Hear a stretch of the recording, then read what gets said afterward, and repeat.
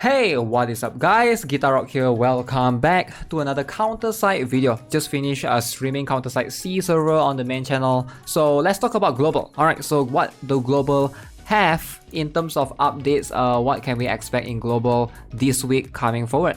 Alright, so first things first, let me zoom in a little bit. So March 22nd is going to be global's new updates. So we have new character presented to global players, Leona. So SSR Leona is going to be the first time, I can't remember if she was, yeah, she was a character banner as well. So you can pull for her. Obviously, she's going to be a striker, 3-cost counter. Now, is Awaken Leona, I mean, why did I say Awaken? Is Leona worth it or not?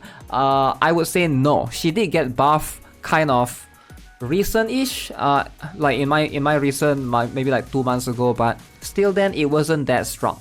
Okay, so let's see if I can talk about her in skill instead of the kits.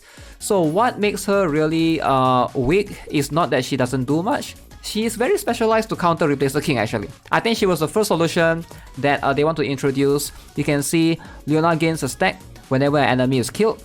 When performing a basic attack, consumes a stack to perform enhanced attack. So enhanced attack deals additional damage, 20% of the target's max HP to enemies within the valid hit count with more than 50% HP. Doesn't include bosses. Alright, so for special skill, when enemy unit is killed, special skill cooldown 2 seconds. Alright, and the last one, the ultimate skill, you can see this one is where it's kind of interesting. Toto takes on the form of enormous mouth and deals AoE damage to enemies in front. Enemies receive damage have attack minus 15%, right? So deals additional damage equal to 20% of the target's max HP. And she's going to be very exclusive to counter like soldiers or enemies that have, there's like lots of enemies, right? Because she is able to clear them fast, and one stack of passive skill upon deployment will always trigger crit. So I would say she's decent, but nothing of like her kit gives her something that's like unique. She doesn't debuff in particular. She doesn't do anything special in PvP. She doesn't do anything special in PvE either. So she's, in my honest opinion, like just a waste. But she's kind of cool. Cool concept. I do think that she might be much more prominent in the story. And she kind of moves slow though. She's kind of moves slow. She's a little bit interesting. She's always a striker that is... I think her stats is quite squishy as well, if I'm not mistaken, compared to a lot of other strikers out there. I guess it's decent, right? But we have a lot of like Rearm Esterosa, Rearm Orca as striker. It's hard for her to stand out compared to all the other strikers that we have. So that's going to be her main issue. I would suggest to stay away from her, save your tickets, and pull for the next character, Dorothy instead. Now Dorothy is going to be where it shines. I highly recommend pulling for her. She's going to be staple for a lot of teams. Alright, not just soldier teams, but she can be used everywhere. In soldier teams, in counter teams, in raid teams. She will be used in conjunction with Shinja. Dorothy is a very flexible unit because she can buff everyone. She doesn't buff only soldiers. She buffs everyone. This particular skill right here. So keep in mind, she's a furry type. What do I mean by furry type? She doesn't need skill haste. So all her skills are going to activate based upon attack speed, right? So every 4 basic attacks, her next basic attack becomes enhanced, knocks up enemies in front of her. And then enhanced attack grants 3 furry counts. So when furry reach 13, she turns into blur, attacks enemies at extreme speed. The last enemy to receive damage is stunned for 1 second, and stun becomes 2 seconds, and the last strike is guaranteed to crit. This is always very good in PvP if you want to use her. But in PvE, what makes her really strong is the second passive skill right here. So when deployed, herself and all allies attack speed plus 10% and crit damage plus 20% for 8 seconds. Alright, this is quite cool and all, right? Think about it. 10% attack speed, crit damage 20%. If crit is triggered 5 times, the buff is applied again. Alright, so this is applied again. Allied soldiers additionally gain 4 seconds of perfect evasion, which is not triggered again. So buff duration increased by, by 2 seconds. So this buff is going to be 10 seconds. And ally attack speed plus 7%.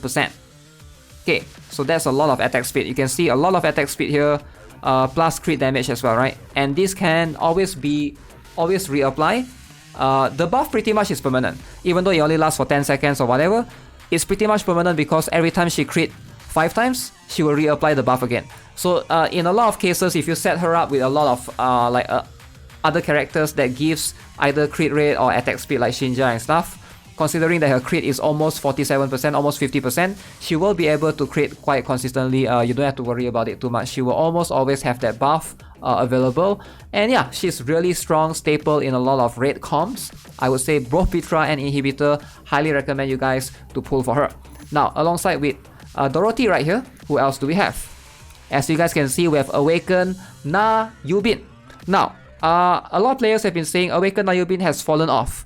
I would say it depends. Like, what are you trying to compare him with, right? I know Awaken Jake came recently, and Awaken Jake is a better defender for sure. Alright, I'm not gonna deny that. If you're looking for a solo defender, Awaken Jake is better because Awaken Jake can straight up take a lot of hits from max and stuff, whereas Awaken Na YUBIN can always feel more squishier. The truth is, he's not meant to be a defender that tanks. Awaken Na YUBIN still does the most damage, I think, compared to a lot of other defenders out there. He can still have the ability to hit air, which is quite rare. Alright, think about it.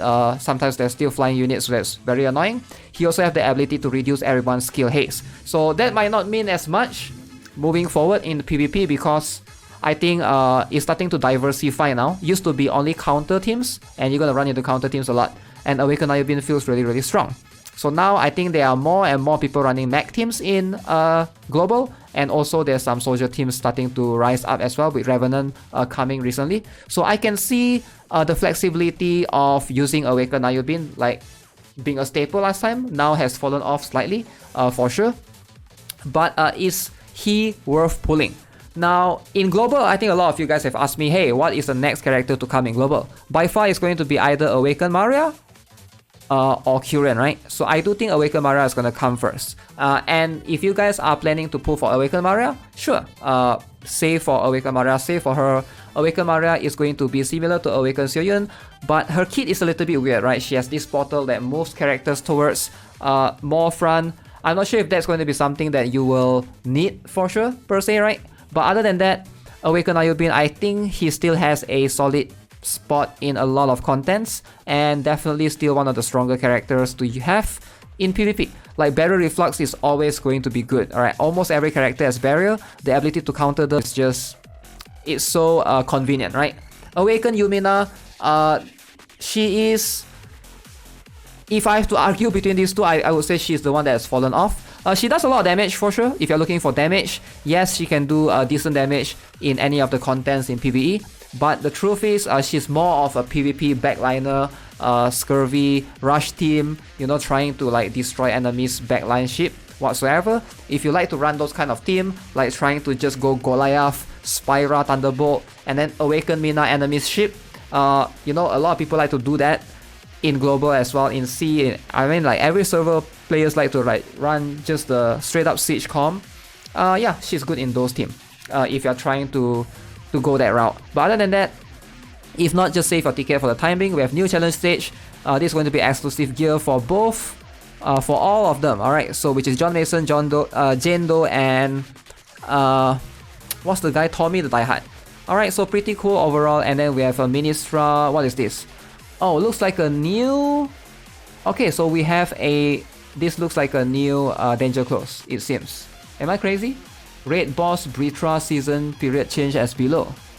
Okay, Improval of Image Quality. A Blossoming Desire. Oh no, it's not really a new Danger Close. It just changed how the stage looks, it seems like. Bug fixes. Revenant and Carmen will be added to the standard pool.